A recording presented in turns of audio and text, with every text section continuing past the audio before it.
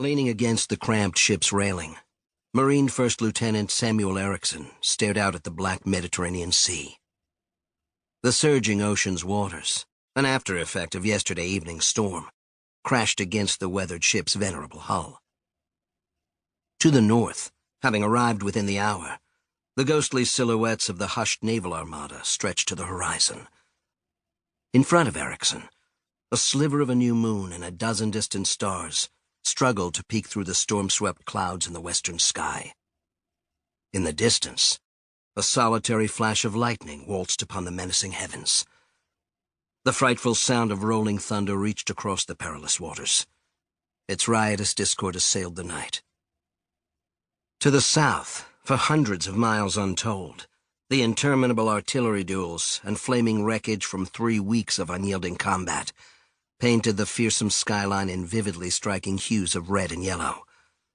Brilliant, death-filled flashes of man-made lightning went on without pause, its remorseless dance unending. The battle's hellish thunder consumed the North African desert. None could have envisioned how quickly things had deteriorated, or how dire they would become.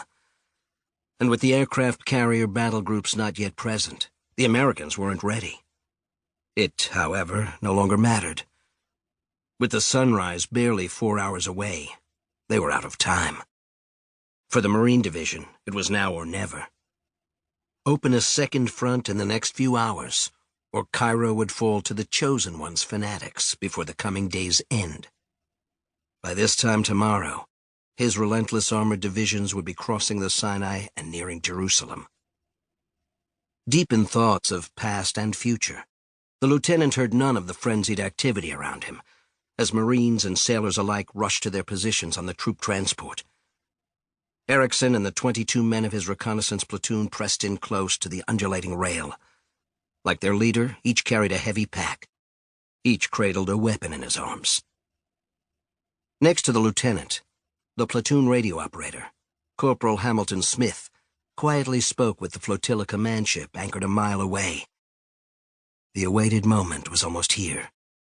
It wouldn't be long before the order was given.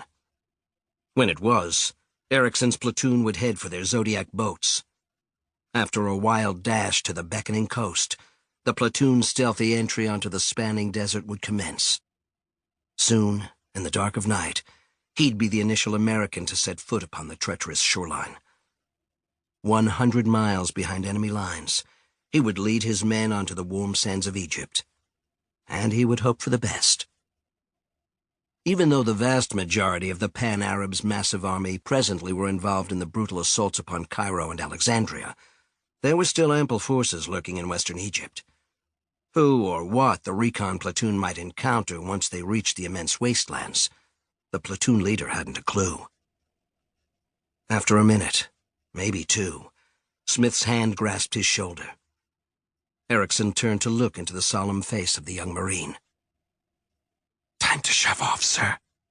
The radio man's voice was scarcely a whisper.